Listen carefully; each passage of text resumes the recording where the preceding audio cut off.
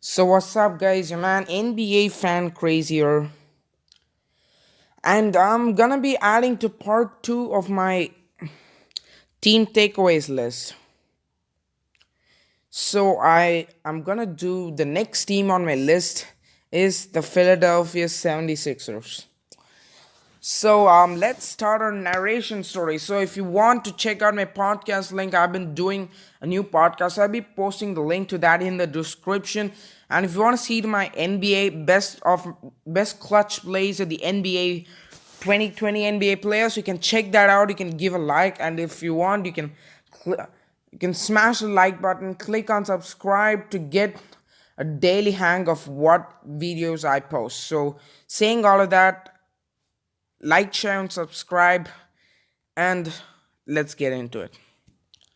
So, the Philadelphia 76ers, we all know they got bet by the first game 7 buzzer beater in NBA history. Kawhi Leonard, 4 bounces. Joel Embiid crying on the way to the locker room. So you got Jimmy Butler for was it Robert Covington, Dario Saric for him, and a guy named Justin Patton. Okay. So and then you add them in, but there was a sense of potential rift between Butler and coach Brett Brown based on him not having the ball in his hands so much. And there's also another trade. They accumulated picks. They traded Landry Shamet, Wilson Chandler, Boban Marjanovic, and picks for Tobias Harris. He was playing very well under coach Doc Rivers in the upstart plucky LA Clippers, the 2018-19 LA Clippers. They got him. So now the consensus was that the Philadelphia 76ers was going to win. Not consensus, but they would be a top two. They were in the playoffs, they're going to be the second or the third best team because of the talent. They lost to Toronto. And questions came about who do the Sixers have to keep. Jimmy Butler, who played not to the way some Sixers fans described as he choked, like he didn't come up that big in a game 7.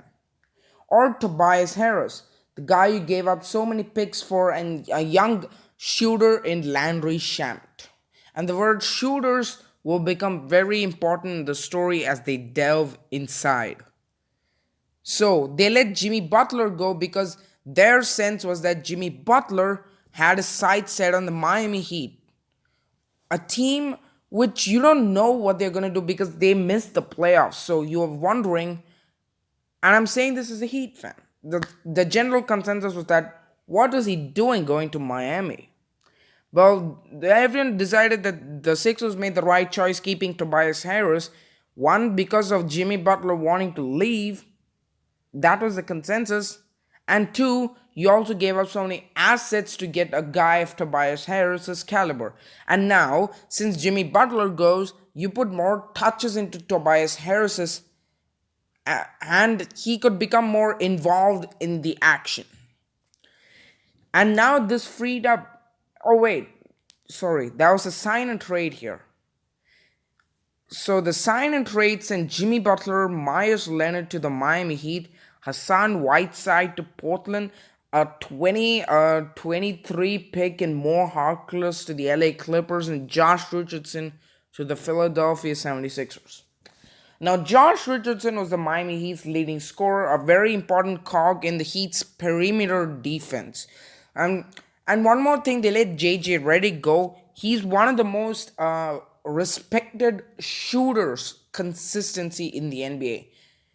But what they did know, he was like everyone targeted him since they are shorter and he couldn't defend bigger wings. So they got a guy, Josh Richardson's caliber, was taller.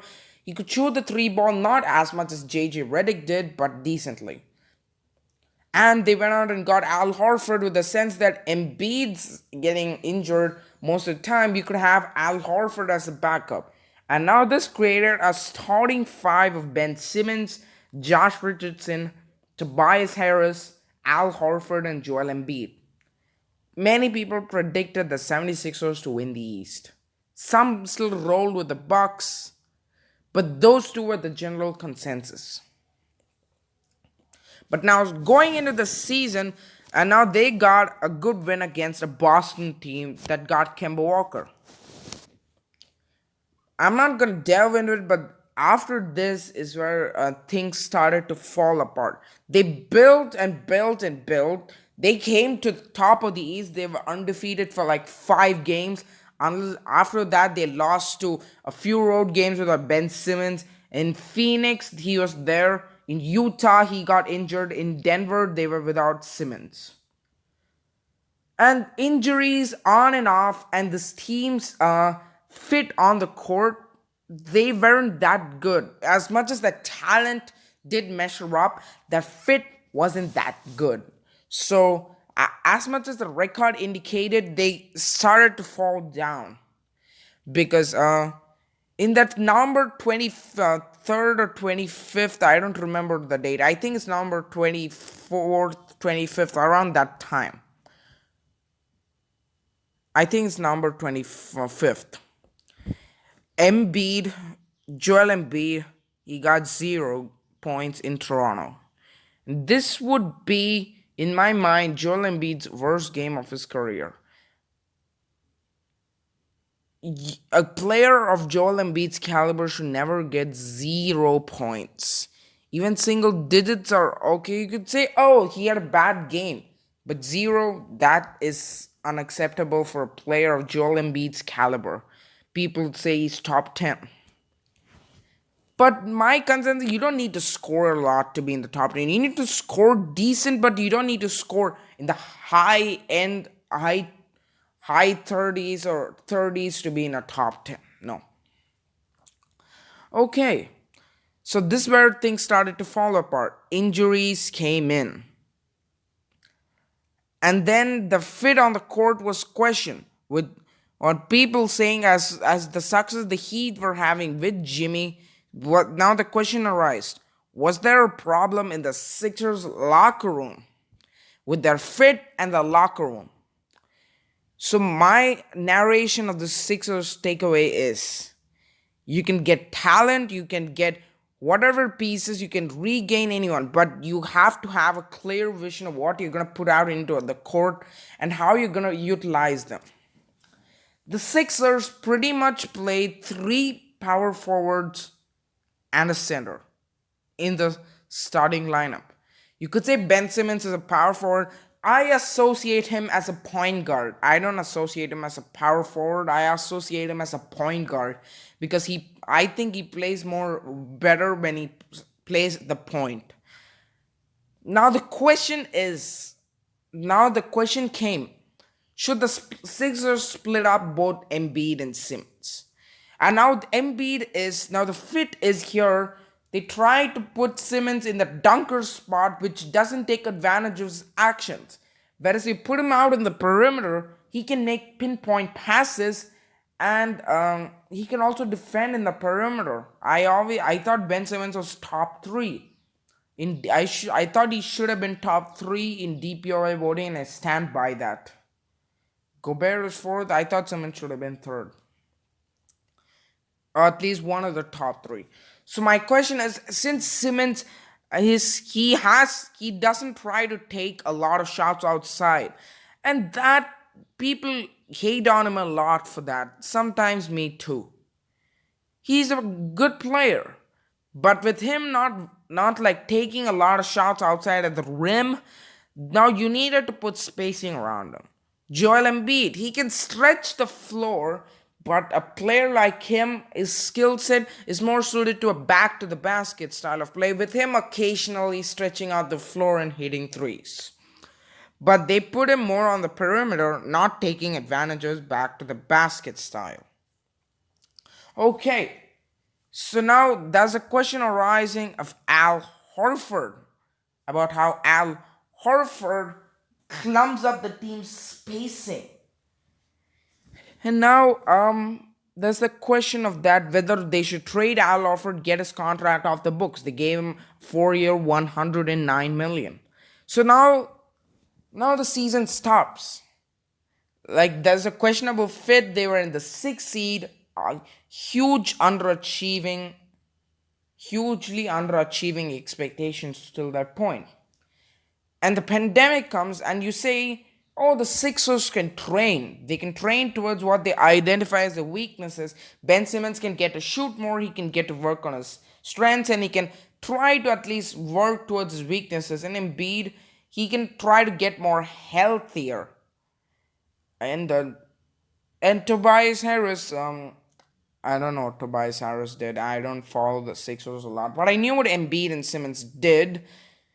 And there's a question that the Sixers might have achieved everything because they saw Shake Milton playing in practices with the starting five, and Horford not playing together with Embiid.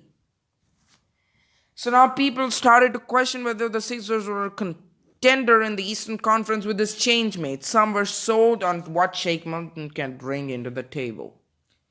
And then the bubble started. And then Ben Simmons got injured against the Wizards.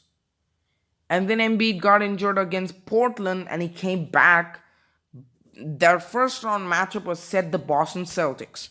They couldn't stop Embiid because they went smaller with more wings in the starting lineup, with Daniel Tice as a 6'8 center who's more used to that scheme. But you know Embiid could, if he's in his right mind, he could dominate that matchup. Because no disrespect to Daniel Tice, but Embiid's taller, he's more stronger.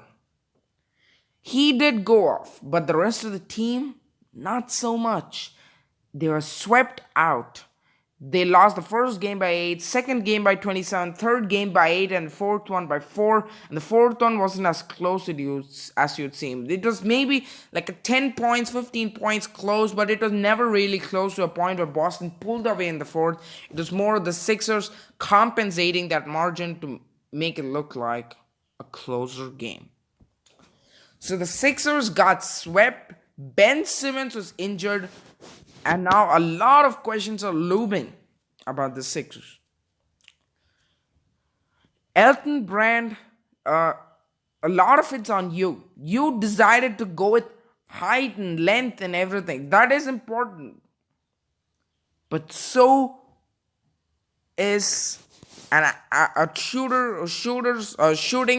around the roster with two guys who'd like to play towards the basket. And Tobias Harris's contract's really important. They gave this dude a 5-year, $180 million contract.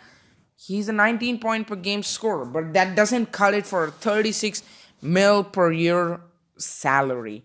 So now my takeaways from the season are that the Sixers need more chemistry in the locker room, a fit on the court, a true point guard so that they can play. Ben Simmons at the power forward slot, which they try to play him at, and shooting. You need a playmaker on the court. Another additional playmaker who defenses respect from shooting.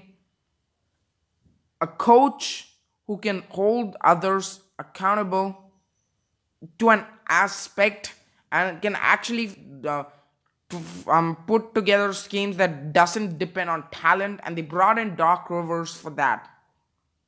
I talked about Doc Rivers in my previous takeaways, but my thing is he can help the Sixers in schemes related, because he's a more of a defensive minded coach, but people have criticized him for being dependent on talent a little bit, the same way they criticized Brett Brown. Now the question is whether the Sixers can improve, because the expectations aren't as high for them as last year.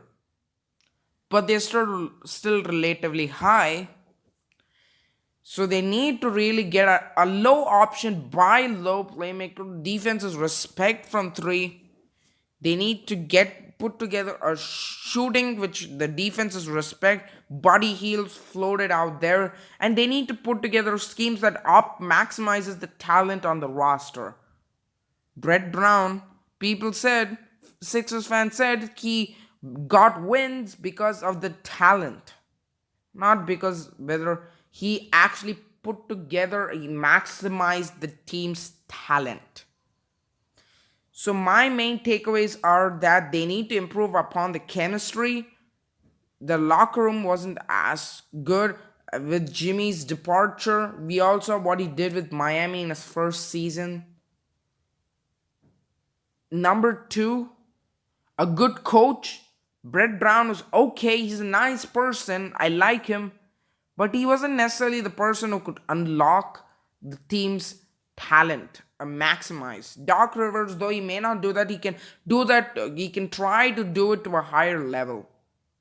He's respected around the NBA. Three, you have to get a playmaker who defenses respect from three. So this opens driving lanes and all the way to the rim, then so that the Sixers' two best players are more comfortable near the rim can get their opportunities there. High percentage looks. Fourth one, you gotta not just get a playmaker who can shoot. Shooting around the roster, Buddy Hields floated out there. But the thing is, who are you gonna give? Because the Kings said they want Al Horford, but I'm not so sure they like him that much now. You might have to give up Josh Richardson, an okay guy who Sixers fans have said hasn't shot that well. So my main takeaways are that the Sixers, they have to thrive next season. You got to get a playmaker who can run the offense, and one more thing, they have to solve their bench depth. Get a guy who can run the offense as second unit. So at least defenses respect them around the perimeter. This opens the interior where Simmons and Embiid attack. Okay? So they get these 5 issues resolved. I think they can flourish as a team that can work together cohesively. Okay? So that's it, guys. So you can subscribe to the channel, you can like, share this video, and you can see my previous videos. So that's it, guys. I'm out. You can share your takeaways in the comment section whether I missed something. So you can come back and let me know, and I'll see your comment and I'll tell you whether I missed it or not, and whether that's a viable concern or is it just a passerby issue. So that's it, guys. I'm out. So see y'all and hope y'all watch my previous videos as well as this one. Peace out, my friends.